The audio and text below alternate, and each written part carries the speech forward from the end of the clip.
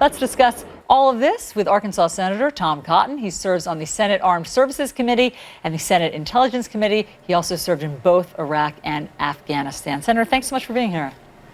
Good morning, Allison. Good to be on with you. Let's talk about President-elect Trump's big announcement yesterday, and that is that he plans to step away from his business enterprise, hand over the reins to what sounds like his children. And he'll be making more of an announcement and more details on that in about 2 weeks from now. How do you feel about his children taking the reins of an enterprise that has businesses and holdings and developments in something like 25 countries around the world? Well, President-elect Trump had said throughout the campaign that if he were elected, he would focus 100% on the business of the American people, and that's a promise that yesterday he committed to make good on.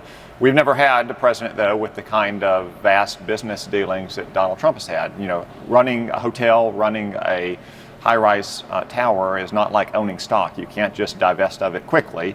We're only 3 weeks away from the election right now. You know, Donald Trump is still working through these details, and I look forward, as do most Americans, I'm sure, to hearing more about them in a couple of weeks, as he said he would announce. Does it cause you any concern, Senator, that his children will have the reins? I mean, is that the kind of firewall that you would be comfortable with? Well, again, this is a more complicated matter than what we've seen in the past with past presidents or senior officials just simply selling stock or putting stock into a blind trust. You can't really hide a building or hide who's going into a building. But I trust Donald Trump's word that he's going to put the business of the American people first, and he'll be revealing more about all these details in 2 weeks, and we can all judge them then. You were a vocal critic of Hillary Clinton and of Hillary Clinton's potential entanglements if she were to become president with, say, the Clinton Foundation, Clinton Global Initiative. How is this different?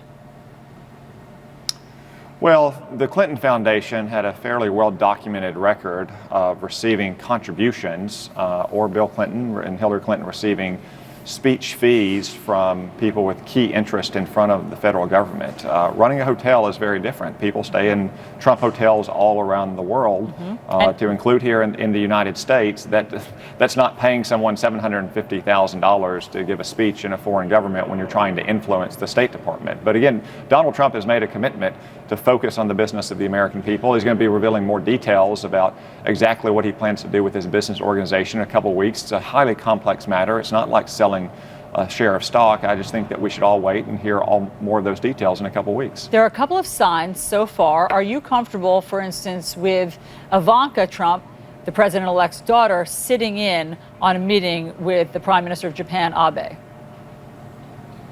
Well, the president can surround himself with the advisors he chooses, and it's not uncommon for presidents to lean on the advice of their family members. Obviously, Hillary Clinton was a very influential advisor to Bill Clinton during his tenure in office. So I'm confident, though, that Donald Trump is going to be the man in charge of his administration. So I know everybody is very excited about all the cabinet picks and the rumors about cabinet picks and who's in on what meetings, but ultimately the American people elected Donald Trump. And whoever Donald Trump has in his cabinet or advising him or sitting in on meetings, Donald Trump is going to be the one making decisions for the American people. And just so I'm clear, you would have felt the same way if it were Chelsea Clinton sitting in on meetings with Hillary Clinton and a world leader. Well, Allison, I'm not going to go into hypotheticals about what would have happened had Hillary Clinton won. I mean, you know how you would have felt, right? I mean, how would you have felt? That's not a hypothetical.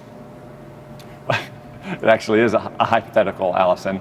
But again, there's a difference between the Clinton Foundation, which was purported to be a charitable organization that was receiving massive contributions from people who had dealings from the State Department, when Hillary Clinton had signed the exact kind of memorandum of understanding at the beginning of her tenure at the State Department, and then violated that memorandum of understanding. I think we should give Donald Trump at least the chance to announce exactly what he's going to do with his business organization before we start jumping to conclusions about the effectiveness of that decision. Let's talk about the final four, at least as far as we know it publicly, who are under consideration for Secretary of State. Are you in the Mitt Romney or Rudy Giuliani camp, or, for instance, General Petraeus or Senator Corker? Who would you vote for of these four? Well, Allison, I'm in the America camp, and I support Donald Trump making the decision that he needs to make for himself and for the American people on his own time. Look, I know all four of these gentlemen.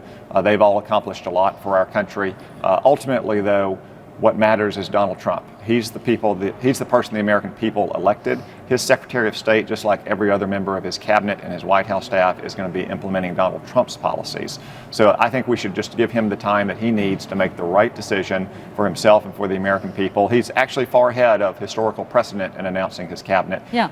And we still have 50 days until the inauguration. Oh yeah, he's definitely far ahead. Are you being vetted for Secretary of Defense? Allison, again, on that position, like every other position, we should give Donald Trump the time he needs to make these decisions. I've consulted with Donald Trump throughout the campaign and since then, but I'm happy serving the people of Arkansas in the Senate, and I'm looking forward to working for them and for working for our country to help make it great again, as Donald Trump has said so many times. Not a no.